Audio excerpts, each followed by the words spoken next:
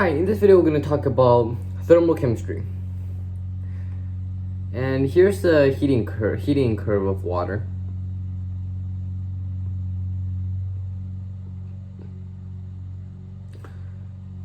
This is going to be solid state,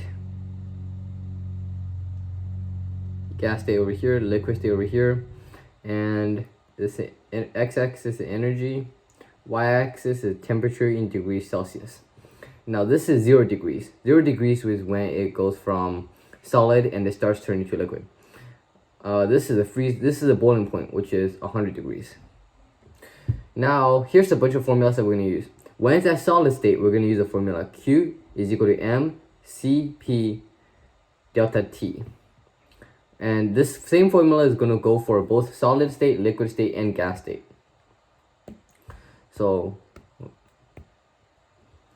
So this formula is going to be here. Q is equal to mCp delta T, and same for gas as well. Now M is mass, T is temperature, and Cp we're going to talk about in a second. Formula that you're going to use over here, this line and this line, is going to be different. This line, the melting point line, is Q equals mass times H fuss, heat of fusion. And over here, you're going to use Q is equal to M mass times heat of vaporization. And this is when this chart comes in handy.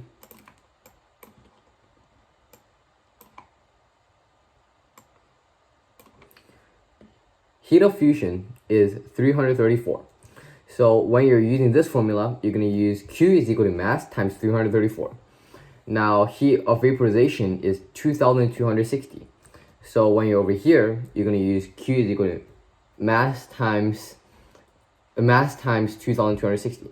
Now for these, M is mass, delta T is temperature.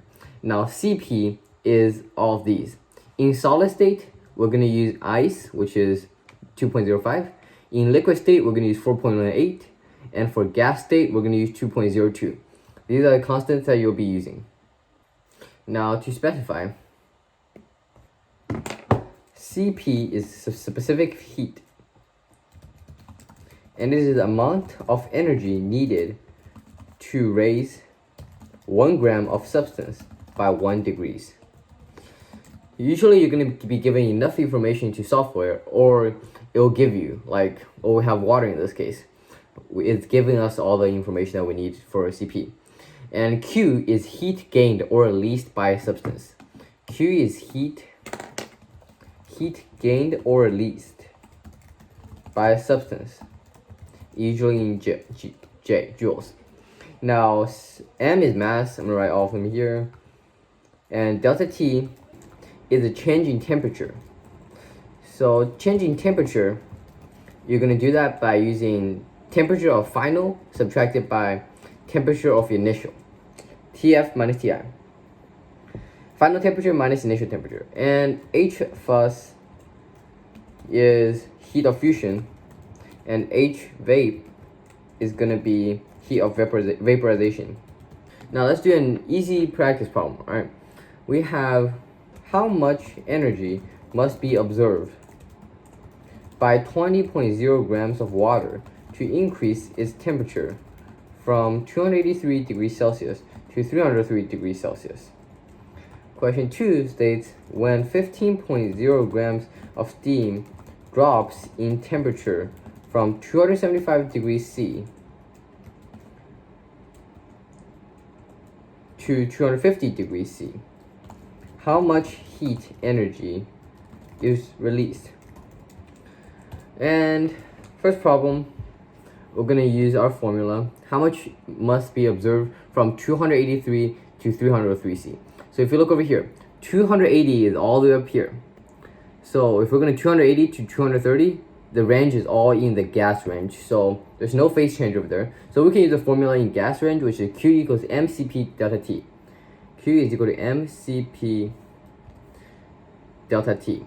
Mass is 20. Q is equal to mass 20 grams times increases temperature in gas form. So specific heat for water in steam is 2.02.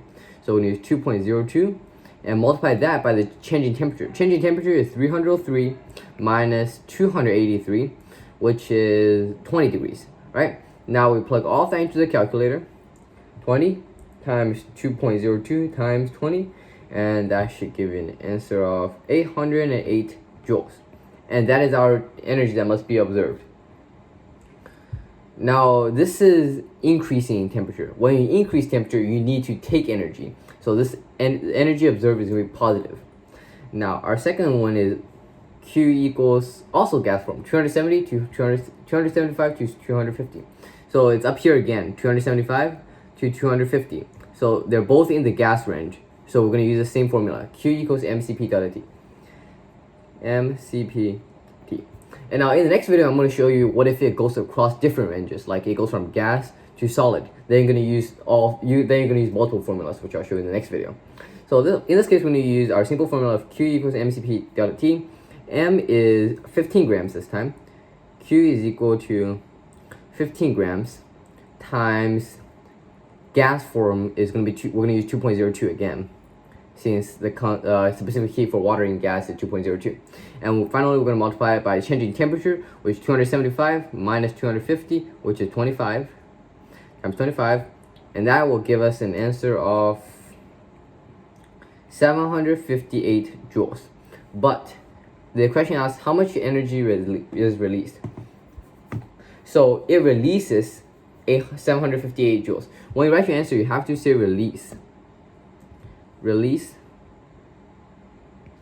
758 joules. Otherwise, you're going to have to add a negative in front. Negative 758, because the temperature is decreasing. When the temperature decreases, you release heat. So this is our answer. But in this case, this question, we're going to say, to writing a full answer, we're going to say 758 joules of heat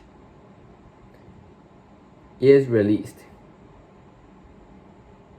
If you don't say released, then you're going to add a negative sign in front. But this question asks how much you released. So in this case, it's okay. In other cases, you're going to have to add a negative for released and positive for observing energy. Thank you for watching.